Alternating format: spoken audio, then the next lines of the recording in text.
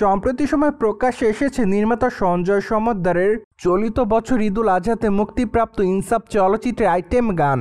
যদিও গানটির নাম ছিল ধামাকা, তাছাড়া গানটিতে অবশ্য কণ্ঠ দিতে দেখা গিয়েছে গায়িকা জেফারকে। যদিও শুধুমাত্র গানটিতে কণ্ঠ দেয়নি এই গায়িকা, কেননা গানটিতে পারফর্ম করতেও দেখা গিয়েছে তাকে। তাই তো বলাই বাহুল্য যে ধামাকা আইটেম গানে তাকে দেখতে বেশ হটই দেখাচ্ছিল। যদিও শাড়িতে খোলামেলা চুলে হালকা মেকআপে তাকে দেখতে অবশ্য বেশ সুন্দরী দেখাচ্ছিল। তাই তো বলাই বাহুল্য যে ইনসাফ চলচ্চিত্রের আইটেম গান ধামাকাতে তার লুকটি বর্তমানে তার দর্শকদের কাছে ব্যাপক আকারে নজর কাড়ে।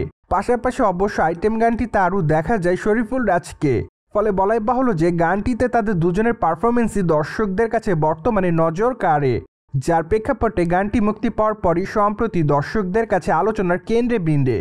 তাছাড়া গানটি যে আলোচনার কেন্দ্রে বিন্দে থাকবে তার মূল কারণ অবশ্য গায়িকা জেফার, কেননা তাকে যেহেতু গানটিতে মডেলিং করতে দেখা গিয়েছে, সেই সাথে তার হট ফিগার তার দর্শকদের কাছে প্রতিনিয়ত নজর কাড়ে।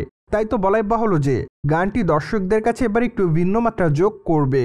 অন্যদিকে আপনারা সকলে জানেন যে চলিত বছর ঈদুল আজহা উপলক্ষে বাংলাদেশি প্রেক্ষাগৃহে মুক্তি পেয়েছে ইনসাফ চলচ্চিত্রটিতে মোশাররফ করিমকে অভিনয় করতেও দেখা যায়। তাছাড়া এখানে মোশাররফ করিমের চরিত্রের অনেকটা পরিবর্তন পাওয়া যায়, যদিও তার লুকের মধ্যে অনেকটা বৃদ্ধের ছাপ পাওয়া যায়।